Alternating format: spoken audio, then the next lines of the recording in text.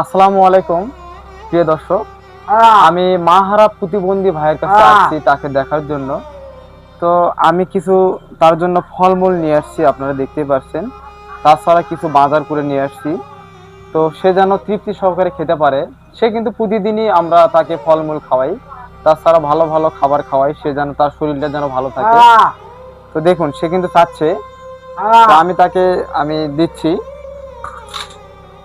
তার কিন্তু মুখে দাঁত নেই, তো এই জন্য আমরা এই নরম ফলমূলগুলো খাওয়াই যাতে সে তৃপ্তি সহকারে খেতে পারে। এই যে সে কিন্তু কলা খেতে অনেক পছন্দ করে, দেখুন সে কিন্তু কলাটা খাবে।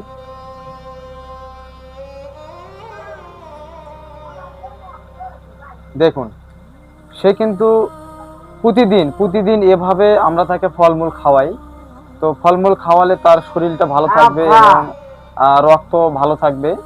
তো এভাবে আপনারাও চেষ্টা করবেন এই বৃদ্ধ ভাইয়ের পাশে এগিয়ে আসার জন্য, কারণ তার পৃথিবীতে আপন বলতে আর কেউ নেই।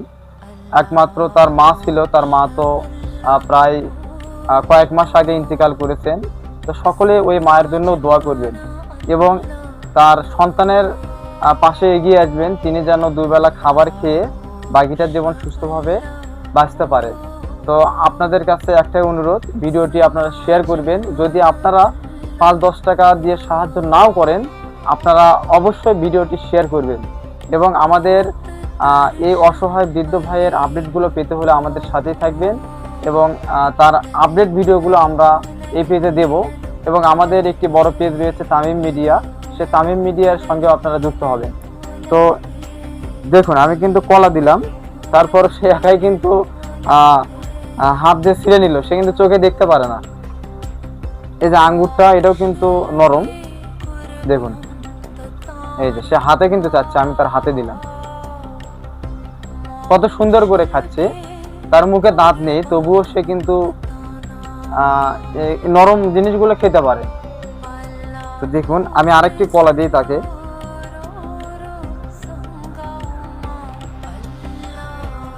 তো আমাদের প্রতিনিয়ত সব সময় এভাবে তাকে সেবা যত্ন করতে হয় তার। এই যে দেখুন সে কিন্তু খাবে, সে ফলমূল খেতে অনেক পছন্দ করে, অনেক।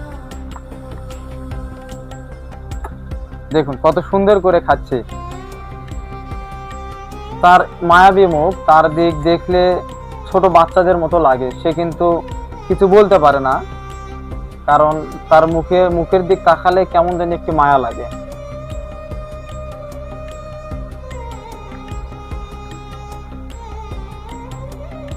তো আমিও দোয়া করি, আপনারাও দোয়া করবেন এ মাহারা অসহায় বৃদ্ধ সন্তানটি যেন ভালো থাকে।